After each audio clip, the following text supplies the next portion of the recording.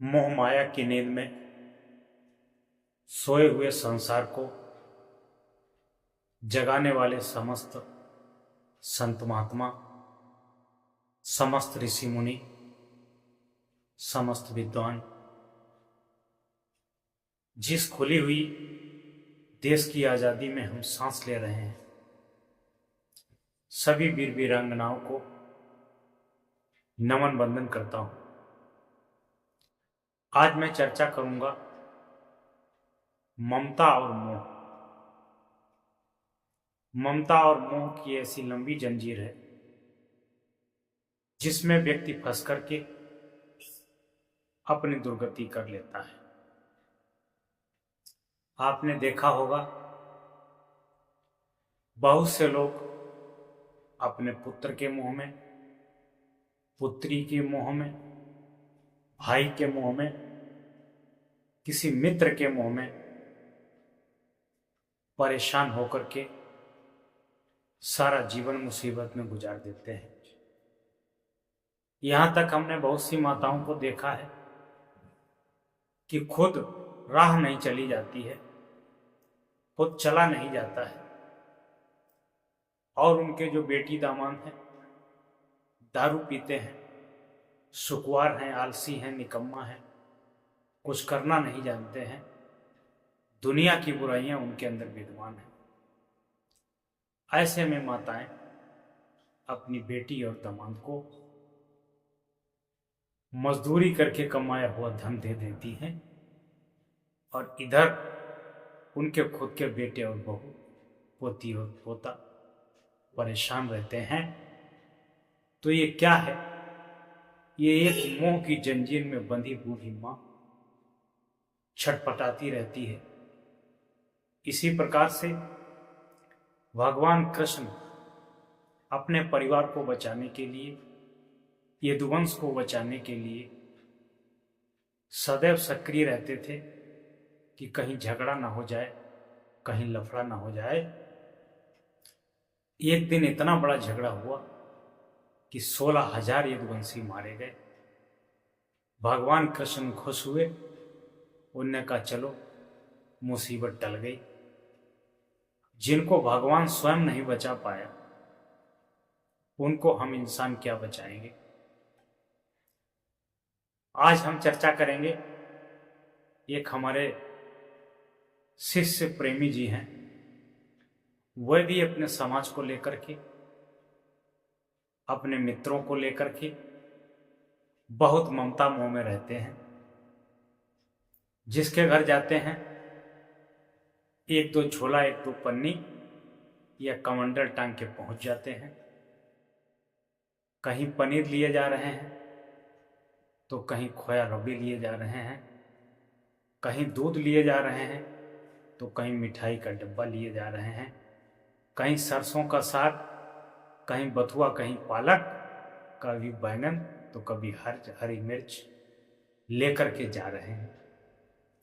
बिना मतलब में इतना बड़ा खर्चा करते हैं और जिसका 1% उनको लाभ भी नहीं मिलता है।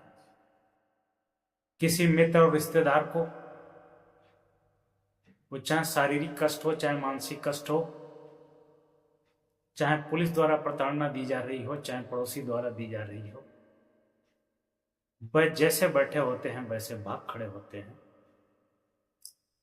ऐसे में उनका काम भी बिगड़ता है, काम की भी हानि होती है, धन की भी हानि होती है और शारीरिक कष्ट भी होता है। अभी हाल ही में हमने उनको समझाया कि ये तुम्हारी ममता की डोर, ममता की चाहत, इसको छोटा कर दो। केवल अपने कुल कुटुंब और कुछ खास मित्र बनाओ। अधिक मित्र भी गधों के होते हैं। कुछ चुनिंदा मित्र बनाओ जो सच्चे, ईमानदार और वफादार हों, जो हर तरह से तुम्हारी मदद करने को तैयार हों। आप बाकी जो अपना काम करते हैं, कारोबार करते हैं, उस कारोबार में उन्नति करिए, उसको लगन और मेहनत से करिए। ये दुनिया यूं ही चलती रहेगी। दुनिया तुमसे पहले भी थी और दुनिया तुम्हारे बाद भी रहेगी। दुनिया को तुम नहीं सुधार सकते हो। दुनिया की समस्याओं को सुधारते सुधारते हमारे बाप दादा, हमारे बड़े पुरखे और बुजुर्ग इस संसार को अलविदा कह गए, लेकिन वे समस्याएं, व दिक्कत, व उलझने आज भी बरकरार हैं। इसलिए बुद्धि विवेक से कार्य करिए। माया मोह ममता और मित्रों की जंजीर को कम करिए। मेहनत लगा के अपने कारोबार पर बुद्धि विवेक से कार्य करिए और थोड़ा थोड़ा समय निकालकर मित्रों से प्रेम चर्चा करिए। घर परिवार बच्चों पर ध्यान दीजिए। सही समय पर उनका शादी विवाह करिए। आपकी उन्नति होगी और अधिक मित्र बनाने में नुकसान के सिवा कुछ नहीं है। कबीर साहब ने कहा है कि अधिक मित्र तो भगवान के भी नहीं थे, भगवान राम के भी नहीं थे, भगवान कृष्ण के भी नहीं थे, और तुम मित्रों की इतनी बड़ी फौज लिए होते हो। जे केवल खाने पीने के लिए मित्र हैं, हंसी करने के लिए मित्र हैं। काम के वक्त कोई विरला ही मित्र आएगा जो तुम्हारा शुभ चिंतक होगा। इस पर कबीर साहब ने एक दोहा लिखा है। कबीरा खड़ा बाजार में सबसे मांगे खैर, ना काऊ से दोस्ती ना काऊ से बैर। अगर आप जीवन में उन्नति करना चाहते हैं, विकास करना चाहते हैं, तो किसी से विशेष मित्रता भी मत रखो और किसी से दुश्मनी भी मत रखो। सबसे हाथ जोड़कर प्रणाम करो, सबके लिए अच्छे विचार रखो, सबको 2 मिनट का प्रेम करो, बाकी अपने काम पे ध्यान दो।